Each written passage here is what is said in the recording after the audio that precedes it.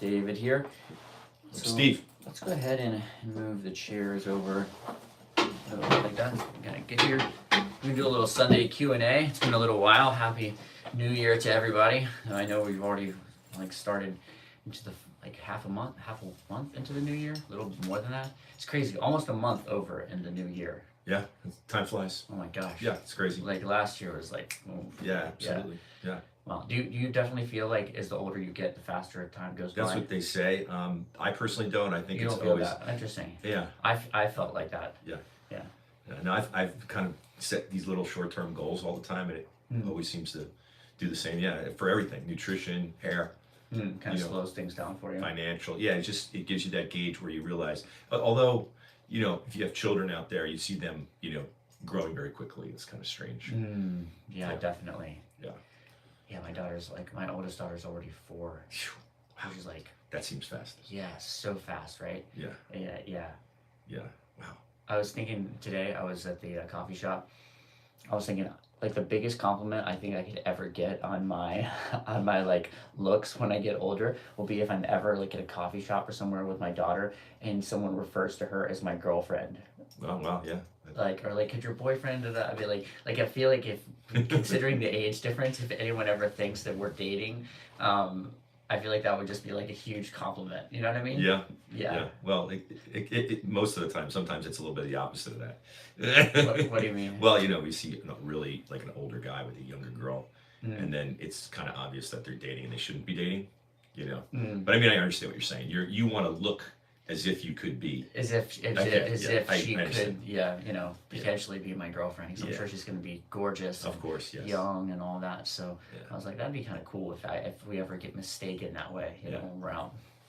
Okay, cool. We got a question here. First question. Thank you guys for your questions as well. Feel free to ask. That's the reason that we're doing these. And we might turn it into a whole video because we're here filming right now.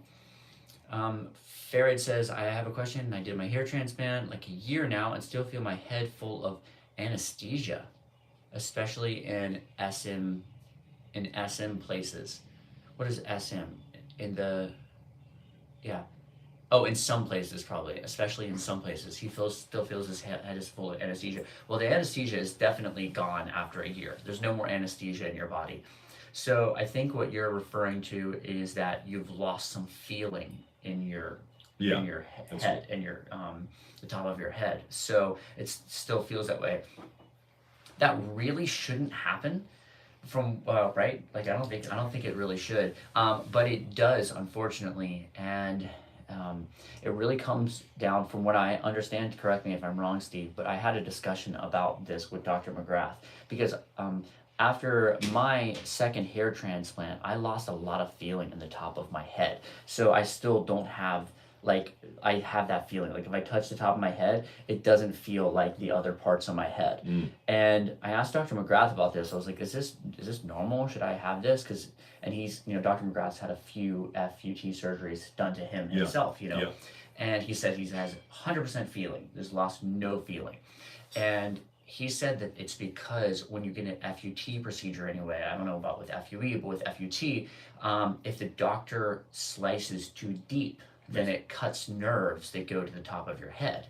And so that's why you can potentially not get back that feeling in the top of your head. And so the doctor that did my second hair transplant was really aggressive on that surgery. And I think too aggressive. I have a large scar because of that, and I lost a lot of feeling in the top of my head.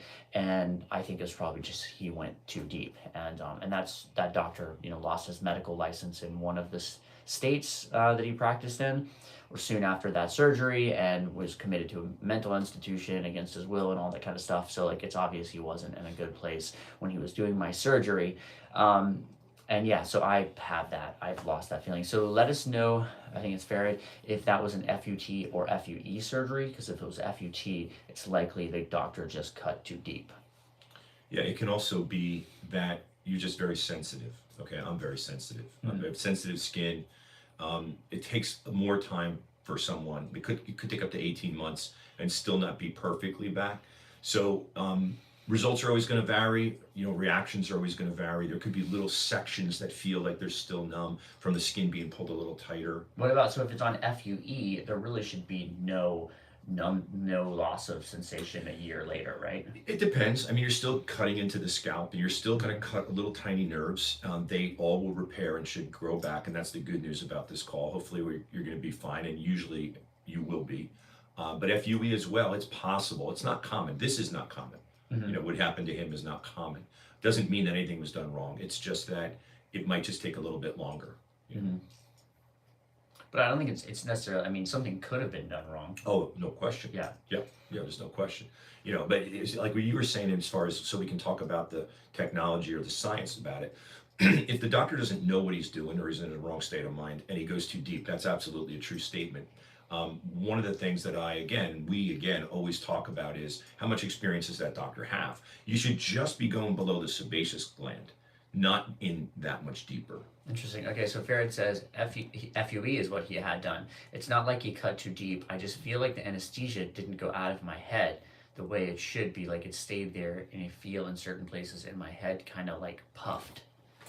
Wow, that's really strange. Yeah, it's anesthesia shouldn't stick in your body for a year. That's, to my knowledge, that's gone.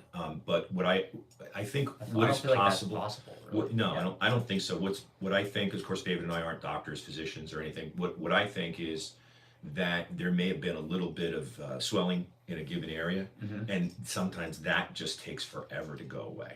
He might be feeling a little bit of, in the old days, we used to put, as crazy as it sounds, we used to put these little like bags inside the scalp to expand, they're called tissue expanders. They still use them for other plastic procedures, but tissue expanders, so we expand the scalp so we can get more tissue and then close it, make it looser.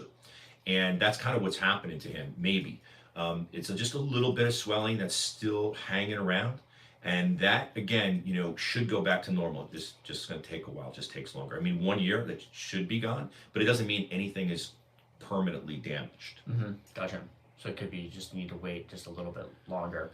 Yeah, I mean, if you think about it, we're the doctors, the teams, they're putting, the epinephrine in there. We're putting different kinds of fluids, the anesthesia, in order to expand the tissue and also to numb the tissue, and that has to drain out of the body. So I'm not agreeing with you saying it's still in your head, but I'm just saying it may have caused a little inflammatory reaction in an area where that's what you feel. He asked as well, do you know of any medication that he might be able to take to help decrease that? I mean, the first answer that would come to mind would be prednisone, but that's kind of a nasty medication just to take for something where you feel there's a little swelling. That is an anti-inflammatory. I would try and experiment a little bit with Advil and see if it feels better a couple hours after Advil, because if it does, that means it is definitely just a swelling that is just taking forever to kind of go back to normal. So Advil with ibuprofen is the generic name. Yeah, see if it works. Advil, right? It's like when you get some inflamed areas of your body from working out, and you start to take some Advil, it feels better. It doesn't mean it repairs. It just, inflammation is challenging in the entire body. I mean, God forbid, people with rheumatoid arthritis, and it's life debilitating. So a little bit of swelling or a little bit of inflammatory reaction in your scalp from an FUE procedure, if that's what it is going to make you feel that way. Yeah. Cool. Yeah, feel free to shoot your questions, guys. We got a couple of people on here. Love to answer them. So otherwise, we'll just talk about some random stuff.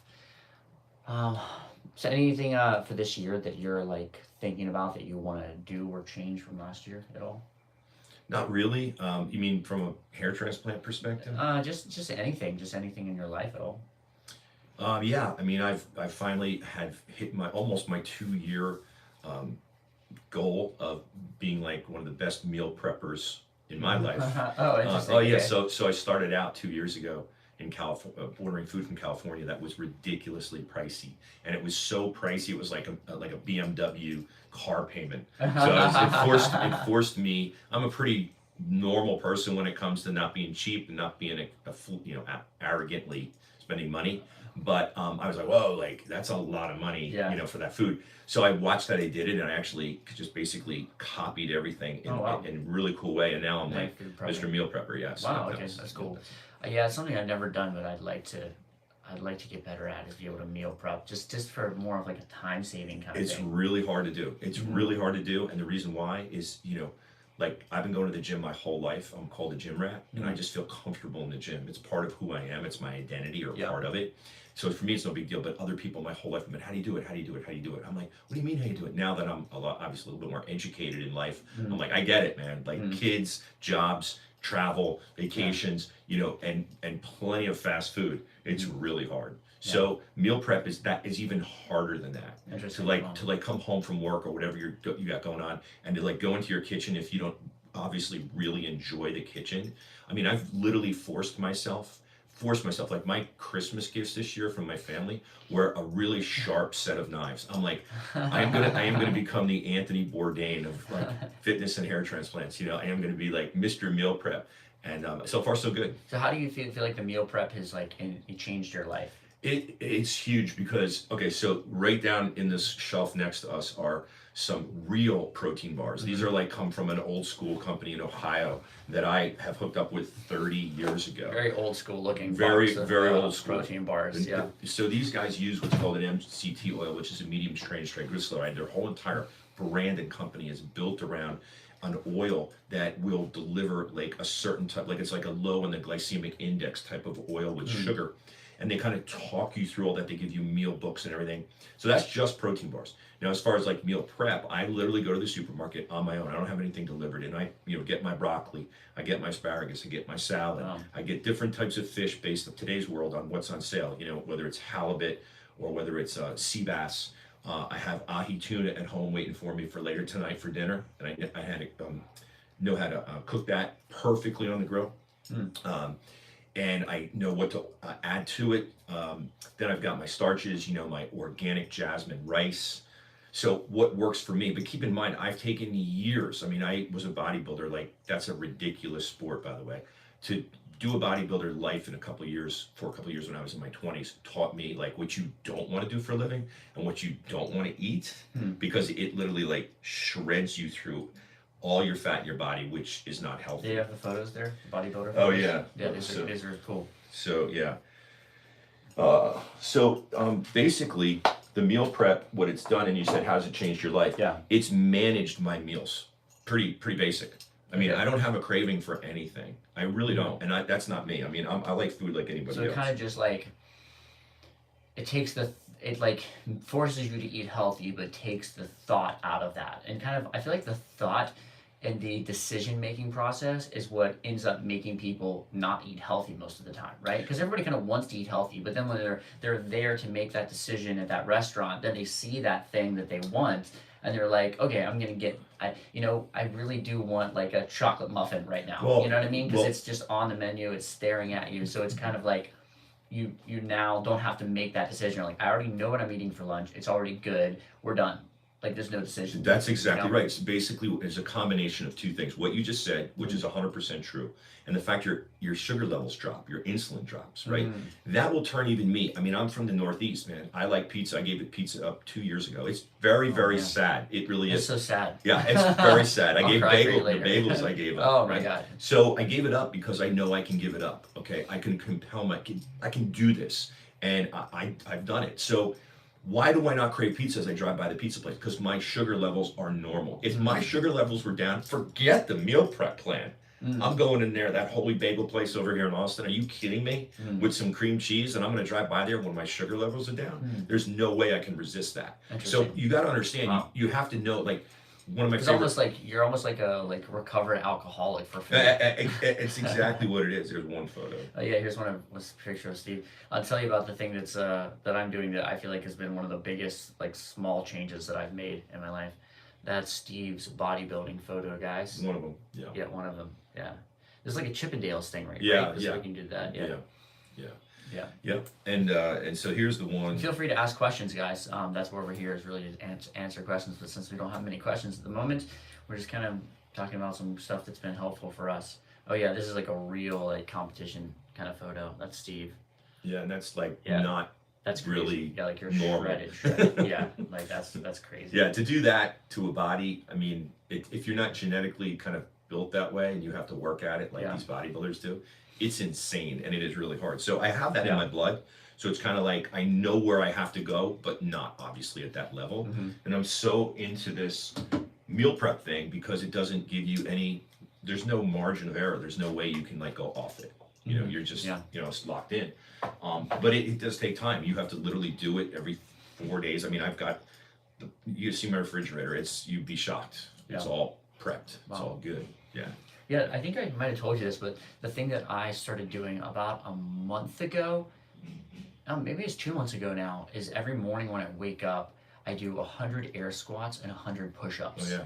It's just like, and then I actually, at first I wasn't timing it at all. I just did it, so I did 100 air squats, 100 push-ups. And I kind of vary up the amount of reps, so I don't do 100 in a row. Right. Though at some point I might just, you know, to vary that up. But at first I think I was doing 50, 50, 50, 50. So I was doing 50 push-ups, 50 air squats, 50 push-ups, 50 air squats, right? Yeah.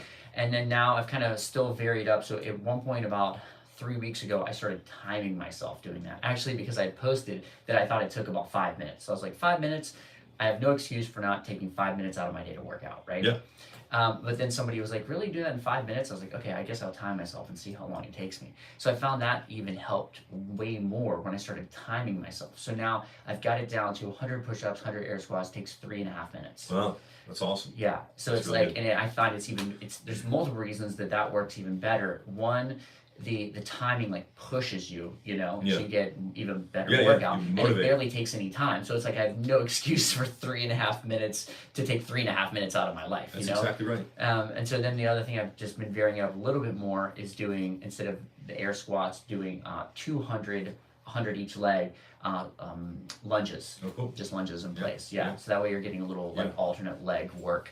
So yeah, just been kind of varying that up a little bit, but it's been really great. It's like 3.5 minutes, and I already got like a bit of a workout in for the day, you know? Yeah, it's really exciting when you think about like this whole, I'm into all this motivational stuff, life coaching stuff, not really, but to myself, you know? And it's like, well, who does that? Who does that? Who does what David DiMuzio just talked about? Like, nobody does that. You know, who goes to the gym at 6:30 every morning? There's some, not a lot. Yeah. So that's the difference in what it takes. Now you're saying, yesterday you were talking about practicing doing the splits, and Jean-Claude Van Damme was doing that. Yeah. So I read something where he was doing like 100, he was flexing his glutes 100 times in the shower while he took a shower. And flexing his abs, and he just like what you just said, it sounded like what he used to do, or maybe he still does it. Yeah. But it was pretty interesting. He still looks really good, actually. He's very fit. Oh, we got some questions now, so we'll answer you guys' questions. Okay, cool. So, and Farid also said, appreciate you guys so much. You're helping a lot of guys change their looks and lives. Thank you. So you're welcome, Farid. Welcome. Thank you. If I start, great one says, if I start weight training again, would Finasteride be as effective as when I'm not training? I'm not training currently and shedding some hair. Finasteride, your weight training is not going to affect anything. I mean, the Finasteride is going to cause, it's not measurable, but the Finasteride is going to cause your testosterone to go up. Because it's going to eliminate the testosterone converting to DHT. So if I had a gun to my head, I'd say that you're better off using Finasteride to actually work out. It should help you, although not measurable. Okay. So I hope I answered the question, is that you don't need to worry about working out, not working out, what the difference is. The Finasteride is just basically protecting you from your own body attacking your hair. Yeah, I mean, I've worked out on and off Finasteride, at least personally, anecdotally, for my whole life, and I haven't experienced any difference when I was on Finasteride or off Finasteride for years. Bob Lilly says, oral minoxidil seems to not be working with a lot of people, and they only get body hair. You know, you guys at Dr. McGrath's office prescribe oral minoxidil to people all the time. Like, what are you seeing from that? So when I hear that, just keep in mind, or what you're reading online, usually the more responses come from those with the negative results from anything, right? Yeah. So makes sense. Yeah. Here's what we see in the industry, because a lot of doctors are now prescribing this as well. We see that, remember the first goal, okay? The first goal, which is very difficult, is to keep you where you are. If we could take a picture of you today, and then we take a picture of you in 10 years and your hair's the same, that's a home run, right? I guess in today's day, we've got a Super Bowl or something coming up. So Super Bowl win. So you want to make sure you understand what they mean by not working. You know, yeah, they see their body hair getting stronger, and they don't see hair growing in their temples or growing in their hairline. What they don't realize is most likely their hair's stopping from falling out, at least at the level it was, and it's getting stronger up there as well. Yeah. So that's kind of my take on it. Is I'm not saying it's 100%, but I'm saying what you read online a lot of times is guys that just are like, hey, I tried it. I don't know why you guys love it so much. It doesn't work for me. What does that mean? It doesn't work for you? You have photos, specific photos at 6 months out. Yeah, and by the way, Bobby's on here. Bobby. Yeah, it says much love to you guys. And so, yeah, Bobby's actually on the same pill, right? That we're Yeah. yeah. So Bobby's on that. So feel free to pitch in, Bobby, if you want to share your experience with the oral minoxidil. I can share not only my experience with the oral minoxidil, but experience of, gosh, how many people have I like directly, like my friends have I seen? Yeah. Probably like close to 50. Oh yeah, easy. Yeah. Yeah. So at least like 50 friends, like personal friends of mine, Yeah. people that I'm very close to, I talk to on a regular basis. I've sent to Steve, and they've ended up getting on the oral minoxidil, finasteride combination. Not one of them that I've sent has had not had results from it. Every single one. Right. Every one of them has called me and gone, oh my God, this is amazing. Like, people were telling me my hair looks so much better. My two brothers, Mark and Paul, are both on it as well. It's completely stopped their hair loss and brought a good amount back also. So like everyone that I know, which is, that's a decent amount of people, like 50 people, are all on that. And quite a lot of those people have then told their friends that they need to call and get on it as well. So yeah, I mean, I'm sure there's some guys that aren't reacting as well to it. But my friends, and by the way, of those 50 people approximately, including myself, none have mentioned any excess body hair. So me personally, I haven't gotten any excess body hair that I can tell. My brothers have not gotten excess body hair. So I'm not saying that won't happen, but no one that I've talked to has complained about that. All they've said is my hair feels better. Yeah, I have, my body hair seems stronger. My eyebrows seem stronger. They grow faster. There's also biotin in that pill as well. Yeah. I think my beard has gotten stronger. I've just recently started growing a beard. I never had a beard, so I don't really know. But I think it's gotten a little stronger. And I definitely know that. The same. Yeah, I'm kind of a light-haired guy. So, I'm let's go back to that bodybuilding statement, right? So the bodybuilders shave their entire bodies, which is kind of weird. But now that I don't shave my entire body all the time, I'm thinking, well, is it because I just used to shave all the time, or because I got a little bit of hair on my back? So it's not like it's growing thick, like hairy man hair on my back. But I think that I have to say, I think my hairs are a little bit stronger, not more of them on my body. The other thing is, as you age, you get more body hair in like random places. So there might be a guy that's just like, oh, I never noticed, I'm on this oral minoxidil and I never noticed that I had back hair before, but actually I do. Am I growing back hair from oral minoxidil? So I feel like it probably could get blamed occasionally as well for that, when it might not have too much to do with it. Right. And the other thing I'll say about that is, real quick, is that in my opinion, and I'm just like you, Bobby. I'm just like you, I'm a consumer, is that if it's growing hair on your body, it means it has to be growing something on your head. You know what I mean? Like, I just feel like that, maybe it's just, no, you would definitely think so. Even though it's not growing like right here in the hairline, you know what I mean? Great one says, thanks guys, can I go into a calorie deficit to lose weight 1 month post-op on hair transplant? If so, how many grams of protein do you recommend to be on the safer side? So number one, this is a good question, because that's a great question. Yeah, one of the you can go on a calorie deficit diet 1 month after hair transplant, but not serious calorie deficit. Okay, big time. Do not lose too much weight too fast. That can cause some serious hair loss, and not just. And this is maybe one of the time that I'll ever say, that your hair transplants could fall out. Like shocking your body and losing like 100 pounds in a month, you could get serious hair loss. So be very. Wow, I don't think he's talking about that, but you gotta be. Yeah, you're not going to damage yourself by going in a deficit a month after. It's not a big deal. Just don't go too much of a deficit. Might be worth us making a video about that. Yeah, it would be very good. Losing weight and using hair at the same time. Yeah, we should do that. Yeah, but you asked about protein. Oh, okay, sorry. So that really depends upon how your body responds and like what body type you are, whether that's ectomorph, mesomorph, endomorph. So I really can't comment on you specifically. It's just that you want, obviously, if you're going to be working out and you're going to be losing body fat slowly, you want to eat enough protein to maintain your muscle. I personally eat about 3/4 of a gram of protein for every pound of body weight every day. Daniel says, got all my hair back in the process of getting ripped like you guys for the summer. My life has changed. We are not feeling any insecurities anymore. Wow, thanks. Well, that's I mean, that's fantastic. amazing, Daniel. Congratulations. Congratulations. Yeah, that's awesome. Bobby too, right? Bobby's looking ripped, looking good. He's got his hair back. Yeah, I mean, it's two really incredible things. I mean, yeah, I'm ripped and I have my hair back too. It's a good feeling. It's like, there's not much better than like looking in the mirror and going, man, like things are going well. Like, I mean, my body's getting better. I feel healthy. I feel strong. I look healthy. I look strong. You know. What did you say to me before your trip here? Right, you're like Steve. I've literally been in the like probably the best shape of my life, right? And David his body's incredible. I mean, just ridiculous. I mean, I put him in the category of like those gymnasts that just look like mini Arnold Schwarzeneggers and flip on the rings and all that stuff. Like he walks around on his hands. Like, yeah. But what's interesting about that statement and why I brought it up, and we're talking about fitness too, is like you can go to the gym, you can diet, you can do this, do that, you can do creatine, all that stuff. Get a personal trainer, which you should. But what do you do to get your hair back? Yeah. Or what do you do to stop losing your hair? That's why we're here. And Bob Lully says, what are your thoughts on Rob Lowe being on Propecia for 20 plus years despite being in Norwood Zero with no hair loss genes? I applaud him. I have my new MO is that I have been put here on this earth to sell you an insurance policy for your hair. I'm an insurance salesman, okay? And that is the medication that David and I and Bobby are taking, and everybody, others of you out there, David's friends, my friends.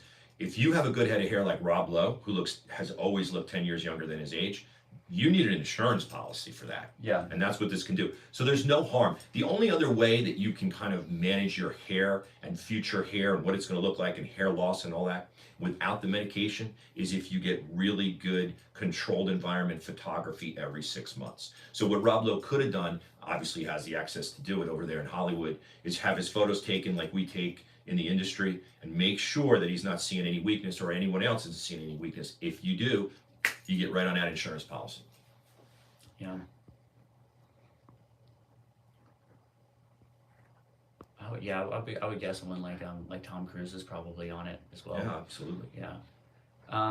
So let me see here. Bob Lilly says, Ashton Kutcher took to Finasteride for decades. So many actors. It's so interesting. I wish one would speak up.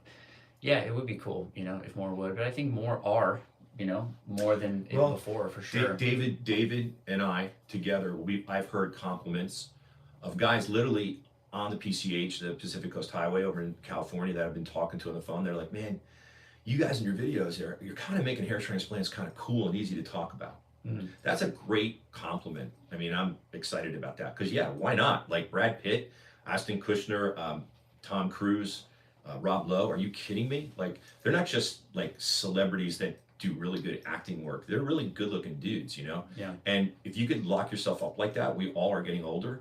Hair is so important, and then we go off on a whole other subject in regards to that.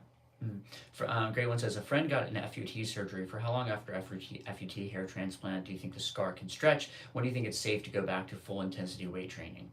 That's a very good question. I sound more and more like I'm dodging questions lately. And the reason for that is the results are going to vary. So for just in the norm, I would say 90%. You can start weight training as soon as the suture comes out. Stitches come out, I'm sorry. Mm-hmm. And then they're on forward. You don't want to do any powerlifting. So you don't want to do it for like a month, a 6-week time frame. You don't want to do any like 6 plates of squats if you can do that. Mm-hmm. You don't want to do, 300 or 4 plates of benching if you can do that, right? So those are things that are going to cause your whole body to tighten. And even, right after the suture comes out, if you have a little bit of elasticity in your skin, Lance Fuller, mm-hmm. who is one of our, colleagues online as well, he is, Caucasian, skin looks like mine, looks like yours, and he has a stretchy skin. Mm-hmm. So I don't know, how to warn you out there if you have stretchy skin or not. I don't think that's possible. But to answer your question specifically, really heavy weight, you want to give it at least 2 months for everyone. But you can go back to the gym after the suture comes out and start hitting 15 reps and doing all kinds of, regular weight training. Just that heavy stuff I would avoid for at least 6 to 8 weeks. Here's next question. Gian sorry, it's hard to read here, but Gianfilippo, I think his name is, Filippo, do you guys think PRP really helps? I'm considering to have one every 4 to 5 months. What does it do? Okay, so plasma rich plasma. No. Oh my God, yeah, I just drew a blank. Platelet. Thank you. It's the first time I ever had plasma, yeah. So platelet. Thank you, David. Platelet rich plasma. To me as a consumer and being in the industry and being very educated and working with doctors that do this full time, we see no value in taking blood out of your arm, putting it in a centrifuge, pulling out the plasma, sticking it back in your head. There's no reason scientifically why that should work, period. Okay? I don't want to go off on a tangent, but what I think happened was that doctors that were like Dr. McGrath, over in LA, Dr. Wasserbauer, she's in San Francisco, some specialists, they were kind of tinkering around with a way to get an A cell, which is a stem cell component, into the scalp.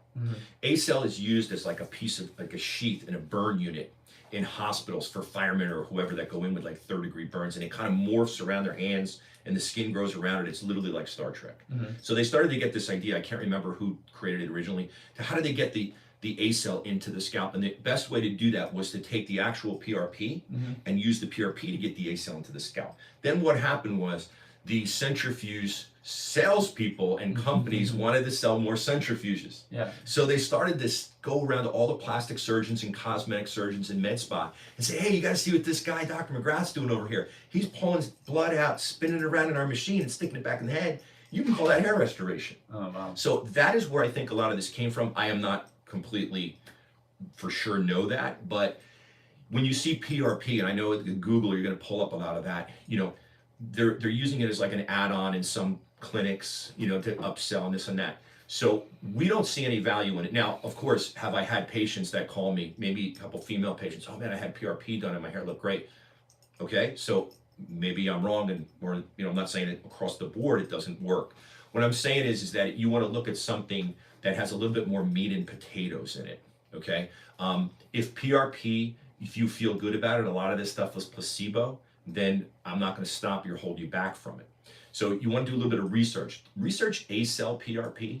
I think there's a guy up in New York named Dr. Prasad that he thinks the world of it. He guarantees it and all this and that. And why I tell you to go there is you'll get a lot of knowledge on it by researching it through his website. But standalone PRP, and I'm a consumer and a patient like you are, I don't think it does anything. I've never seen any evidence, because if it did, all these doctors that are board certified, that are specialists, all they want to do is help improve your hair. They don't use it.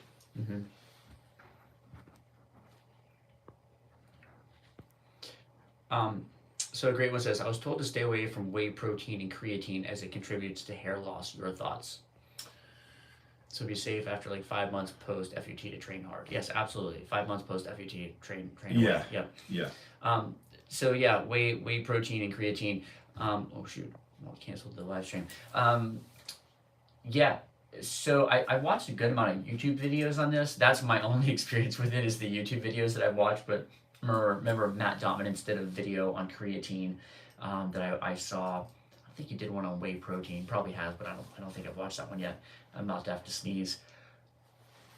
Oh, bless you.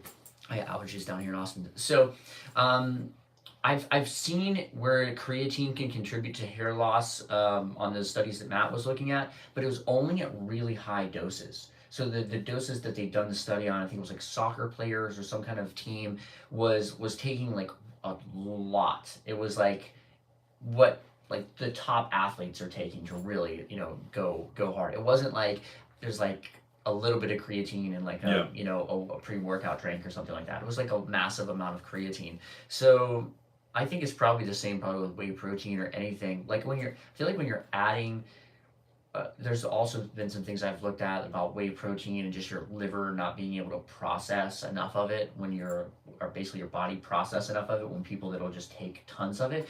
So I think it's like if you take too much of anything, drugs, anything really, and you're putting that in your body just has a hard time handling, an excessive amount of something. So I think it probably can contribute to hair loss. Like, yeah, I bet if you like do enough meth, you'll probably lose some hair. Some people will. So it's like anything that you do like excessively. Yeah, I think you're dead on it. And here's the thing, you know, one of the things that that study can't show, or whatever study can't show, is really who had this in their future a couple months or a couple years down the road, right? Mhm. So what I've always told people about anabolic steroids, because you know, come out of the gym world, is that the anabolic steroid guys usually are abusing them because they're getting them from the locker room if they're in their 20s or early 30s, and they're going to not really know what's going on, which is crazy. But the excess of that can age these guys. Mhm. So not only their hair, but their skin, and then they're cutting all that fat out of their body, which is actually necessary to be healthy. Yeah. So you're putting your body in shock. We just talked about losing too much weight at the same time. You're putting your body in shock. COVID put your body in shock. A lot of people came out of that, and they had telogen effluvium, which is an 18-month temporary hair shedding. But if you have hair shedding or hair loss when you're going to be 42 and you're 22 and you get COVID, and then you lose hair, you know what? That might just have triggered that to start early. So these are the things that kind of bother me about all this. But yeah, I would say that I would agree with David 100% that anything in excess is not a good thing. Yeah. So for me, I can just tell you what I do personally. Doesn't mean that it's right, but I take some protein after I'm working out, but it's usually in like around 20 grams kind of that I do. I don't really do much more than that. So it's like kind of like a very average amount of protein, where I think if you're doing like 50 grams of protein after a workout, that's probably a little bit much for your body just to handle all at once, especially if you're also eating meals and stuff like that at the same time. So yeah, as like a supplement, I'll do like a 20-gram scoop of protein, but then I'll also probably eat a meal or something, That's also. good. So, and then same with pre-workout drinks. I don't do a pre-workout drink every time that I work out. I might do that like 1 or 2 days a week, because I don't want my body to get used to that. And I think it's just like you start losing the benefit as well. Like I used to do pre-workout drinks pretty regularly, and like after you do them for like a month, like you lose the effect of it. You don't even feel it anymore. That's So a good point. same with coffee or anything like that. Alice Stair says, I missed 2 weeks of Finasteride. Is that going to affect my results? I wouldn't say so. 2 weeks. Yeah, I don't think 2 weeks is going to affect your results. Just get back on it as soon as you can. Great One says, same with oral minoxidil, 2.5 milligrams is working for me, so I take it once at night, and on days while I shed more, I add it to the morning as well. Or would a 5 milligram dose be more effective? I don't know. You know, I've never heard of splitting it up before. For what we do is we give everyone 5 milligrams and women all 2.5, and it seems to be going really well. I would just tell you to stay on point with 5 per day. GM Filippo says, my surgeon prescribed me dutasteride twice a week, and finasteride when I don't take dutasteride, plus oral minoxidil 2.5 milligrams. What do you guys think about it? Is it too aggressive? I was Norwood to 2/3. So the answer I would tell you is to make sure that you document everything in a timestamp manner, and make sure you get those photos. So if you're going to go back and forth, and I'm not saying this is your fault, or with your doctor, and you're going to kind of dinker back and forth with different medications, finasteride, dutasteride, oral minoxidil, you've got to be able to track it with photos. That is the hidden secret for everybody. So you can kind of answer your own question. Is basically, okay, here I am today. You know, I started with finasteride every day, and then after 6 months, does my photo look like? Now my doctor switched me to 5 days of finasteride, 2 days of dutasteride, and I'm starting oral minoxidil, and 6 months later, another set of photos. That is the only way. The hair has to be the same length, and you have to go to the same place to get your photos taken. If it's in a bathroom, make sure there's no windows, so it doesn't matter what time of day, and the light bulbs are the same wattage. This can play a lot of tricks on us, especially if he's in Norwood too, because you got what I call now full head of hair. So it's hard to see the changes. You know, that's why you want to be your own doctor, and you want to be your own not your own photographer if you get somebody else to do it, but you want to make sure you're managing yourself. Here, the next question was, can I use Proscar? Proscar is 5 milligrams, right? Yeah. So I wouldn't suggest taking Proscar or using Proscar. I think it's too much. So I don't know. I think maybe you're talking about dividing the tablet up into pieces. we, based on our experience, don't believe in cutting tablets up into pieces, because I've done that. Have you ever done that in the past? When I couldn't afford Propecia, yeah. Okay, yeah. So we've both done that and not had as good results from it, and so we would not suggest breaking the tablets up into pieces. There's a lot that we've learned about that, and some videos coming up on the channel that talk specifically about problems with breaking tablets up into pieces and then taking, portions of tablets instead of just taking an actual tablet. So I wouldn't suggest that. Great one says, is dutasteride 0.5 milligrams safer in the long term? You guys are amazing. I learned a lot in the last 3 months. I think it's pretty hard for us to answer that question, but my answer, if 0.5 milligrams dutasteride is safer in the long term, is I would just go with what has already seemed to work for most people, which is the Finasteride. I would just go for that. I think like trying to be too much of your own guinea pig and use yourself as a guinea pig too much and trying to like see, is there a way around this? Can I try and not have side effects by doing this other thing that isn't really as studied or whatever? I think you'll often not get as good results. And okay, I'll give you an example, like, because I'm probably like you. I like always finding an edge. For everything that I do, I want to do everything differently. I want it to be, I don't know why I'm like that, but like I always want to just be a little bit different. So I'm like, I can find a way to cheat the system. Like, sure. I won't take Finasteride, I'll do 0.5 milligrams dutasteride, and then I won't have any side effects like other people, and I'll just have just as good a result. And I've done that with like microphones, with compressors, with stuff in audio. Like, I don't want to buy a Fender Stratocaster, even though that's like the gold standard, or Gibson Les Paul, even though those are the gold standard instruments.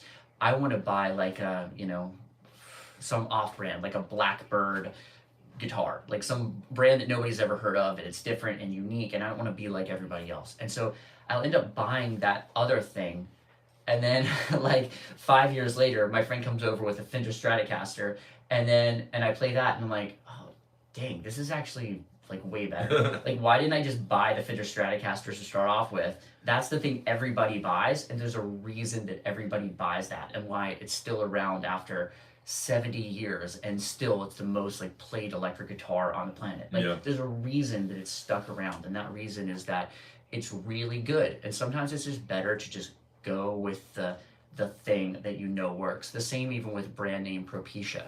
Instead of buying your Finasteride, like getting it for 1/10 of the price from like generic Walmart or whatever. Sometimes it's better to just go with the thing that's like already the proven thing, and then like you kind of have a better idea of where it's coming from than like, oh, like Walmart managed to buy this at 1/10 of like for 1/20th the price and sell it to me at 1/10 of the price, but I'm gonna cheat the system and like still have a better result than those guys who are paying way too much for their medication. That kind of thing. Yeah, no, it's a good point. I like to say that we should all be compliant. I can tell you guys, girls out there watching this, that the biggest issue with preventative treatments in hair maintenance is compliance. That's why the lasers that we look at need to be wireless. That's why they need to be as short as time as possible. That's why they can't look goofy on your head, because people won't use them. That's why they need to have warranties and stick and not break down. The same with the medications. We can look into doing that, exactly what you said, but we really don't know. Doctors really don't know. You're your own guinea pig. So the only thing that you do know is that 1 milligram Finasteride, and in this case, what we're talking about, plus the 5 milligrams of minoxidil, is a proven winner over the last maybe 5 to 7 years. But if you have issues and we need to tweak that, then that becomes a special case. There's really not a whole lot of evidence out there on that. So Great One says, do we build tolerance to Finasteride 1 milligram using it for the long term, or are we better microdosing every 4 to 6 months? I think you're better just sticking on it for the long term. I mean, there's so many guys that have been on this medication now for, how long has it been 19 years. 19 years, okay. There's so many people that have not lost any hair in those 20 years because of that. I don't think that you build up much of a tolerance to it over time. No, DHT, I mean, to me, not having any medical training, you're either creating DHT or you're not. Yeah. So I don't know for sure, but I don't think that your body stops blocking the DHT. Mm-hmm. Neil says, does ketoconazole shampoo work for hair loss? I think ketoconazole is a great option if you want to throw everything against the wall, which that's what I want to do. Yeah. Using it twice a week is not a bad idea. It's not a miracle cure. It's not going to grow hair back. But I mean, if you're like I was when I was 18 and I'm just ready to jump off the George Washington Bridge, go get some ketoconazole and use that as well. Yeah. I think of those things like the ketoconazole, I don't know if I'm saying that right, shampoo. I feel like that's one of those things that, yeah, is really a pretty decent idea to use, you know, because again, it's kind of like the laser, you know, it's like everything that you can use regularly that has some kind of proven ability to work towards that goal is probably worth doing if it's not taking too much like out of you. Like the laser helmet I still use, and for me, it's like it doesn't. It's not like a recurring expense. It's very easy. It takes me virtually no time. I throw it on my head. I go about doing whatever I'm doing. I take it off, 25 minutes later with a little timer or whatever. So it's like, it doesn't take me any work. And so even if it's adding like 3% to my, hair loss regimen altogether, it's like, it's worth it for me to do that. So. Right.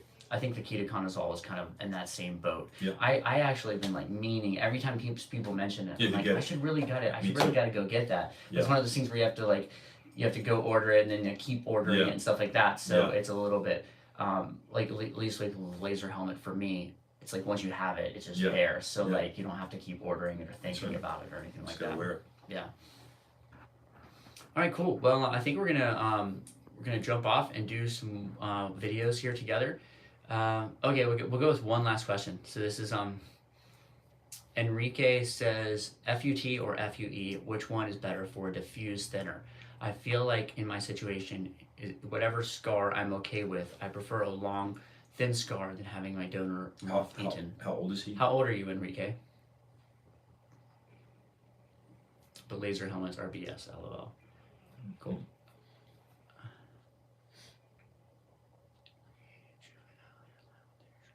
Is it a good idea to create a juvenile hairline with hair transplants? No. Enrique says 30 years old. Okay, so you're right on the cusp. You're pretty young. Here's what I would tell you is you have to be very, very careful. I don't know how much, there's a lot of things. I'm not going to ask you questions here. We'll go back and forth to keep you on here too long. But if you have thinning in the donor zone, you're not really a candidate for a hair transplant, okay? But let's assume you don't have thinning in the donor zone, all right? So I'm going to sound like I'm talking out of both sides of my mouth, okay? The first thing I should be telling you is at 30 years old, as long as you're using the Finasteride, you have to give it a year on the Finasteride to make sure you've done everything you can to thicken your hair back up as much as possible before you entertain a hair transplant. If you've done that and you've got your maximum results, the better procedure at 30 is the FUT. Okay, because you're going to have more possibilities of going back there and tapping that area more over the course of your life to get the very best hair and spread it throughout your entire scalp because you're diffuse thinner. And then at the end, if you need some more hair, we fill it a little bit with FUE. However, now I sound the opposite way. I have changed my opinion slightly in regards to talking to a 30-year-old about this over the past 5 years because although, and I'm not questioning your intelligence or your maturity, you need to understand you're going to have a linear scar. If you walk into an FU only clinic, FUE only clinic, a year after or a couple months after you've got an FUT procedure and you're diffuse thinner, they're going to tell you made the biggest mistake of your life. They're going to scare the hell out of you. Or better yet, if you go online and do it, that's probably what you do. Most people do is they're going to tell you made a mistake. Why is that? Well, they're going to tell you the complete opposite because we really don't know where you're going as a diffuse thinner, and it could eventually creep into the donor, although if it hasn't gotten there already, I highly doubt it will. So you're better to just experiment with FUE, put it in the hairline, get yourself a stronger hairline, get some SMP, use some product up there and call it a day. So that way, just in case that donor zone gets thin from it being a diffuse thinner, you won't regret it. So it's a really tough call. That might have really confused you and scared you, and I didn't mean to do that, but I'm being honest. So I'm kind of like, what I like to do is meet the person or speak to the person and really get a feel. It sounds to me like you're pretty educated and you know the possible downsides of an FUT, and that really is only the scar. And if you go to a really good doctor that knows what he's doing and takes a good strip, you're not gonna have much scarring. But I have seen cases through the years in this industry where 25-year-olds will get an FUT. Of course, this is going back, so FUE wasn't that good then. And then they regretted it because they diffusely thinned, and then you can see the scar through their hair in the back. That is one of my biggest concerns about FUT. So I'm trying to get the answer. So your answer is probably to be on the safer side, FUE, basically. To be completely safe, you go with FUE. FUE, okay. Yeah, although we know there's still going to be scars back there. Yeah. You know, but I think I get the take from how his question was read, that he's willing to go down that path of entertaining a linear scar to get the benefits of FUT. But again, our take is you just need to be careful that you absolutely do not have diffuse thinning in the donor. If you do, then you can only do FUE. Okay, gotcha. Cool. I think that's all the questions. So yeah, more. Okay, what about taking oral minoxidil and applying topical daily? Would there be an increased result? I've not one case have I ever heard where that is better. Okay. Yeah, you don't need to do both. That topical's annoying anyway. He says, strangely enough, both have worked for me in different ways. Oral filled the gaps where I had experienced major hair thinning, and topical helped make my hair thicker, fuller. So if you are kind of married to something and it's working, by all means, do that. Absolutely do that. There's no, we're trying to kind of generalize this so that guys don't get confused. But I mean, if you, and I'm not mocking you, but if you're like standing on your head and doing cartwheels and your hair is growing back, absolutely. Like, there's no perfect answer. So congratulations on a success. Oh, Philly Boy Fitness says, have you ever measured your hairline, David? I have not. No. What do you mean by that? What do you mean? Do you mean like measure from here to somewhere? Four fingers. You take 4 fingers. Okay. So you put 4 fingers on your eyebrow fingers. and take your other finger, your index finger, and put it right on your hairline. That's where your hairline should be. Let me see here. So I guess mine's actually a little. If it's, I don't know. Make sure that I'm doing the right place. So use your other finger too. No, this. Oh, that's 4. Oh, sorry. Oh my God. Yeah. So mine's actually a little bit low then. I guess. That's cool. That's actually. I mean, that's where if you want to do it yourself, you take like a China marker, or you take some sort of like an eyeliner, and you put your 4 fingers right above your brow, and then you put that little eyeliner dot yours right there. let me see yours. Same thing right there. So yours is kind of a little low then too, compared. Thank God. I mean, Well, it's a benchmark. It's a benchmark. Oh, so but where on the eyebrow? Where on the eyebrow? Right on top of the eyebrow. Oh, okay. So I guess it is. If it's right on top of the eyebrow, mine's just about right then. Yeah. I thought it was not on top. It was like up to the eyebrow. Okay, so it's on top. Here's my eyebrow. Yeah, so it's about right then. Yeah. So so that's a good question. And here's the thing. I don't know. I have small fingers too, but it's kind of. But it's the same size of who you are. Okay, gotcha. So one of the things I'm going to throw out there, which was not a question, was you want to be very careful. If David had flown, and this is not a knock. I'm not going to name any names. I never do. But you fly to a different country or whatever, and they know what you want. If you start talking certain things, I want the most aggressive juvenile youthful hairline, they will give you a juvenile youthful hairline. So then when you got 3 fingers, it will look completely stupid. And I'm seeing photos now that are like making my skin crawl. We saw one yesterday where it literally looked, the guy's hair was thick. Yeah. But it literally looked like a wig on his head, which I thought we don't want to look like that. Yeah. So what I'm saying is just bringing up a point to everybody watching, that this needs to look natural. That's the first goal that we all have. Ronnie says, I've never had armpit hair grow. I'm getting a hair transplant to get armpit hair soon. That's weird. He's going to have hair put in his arms?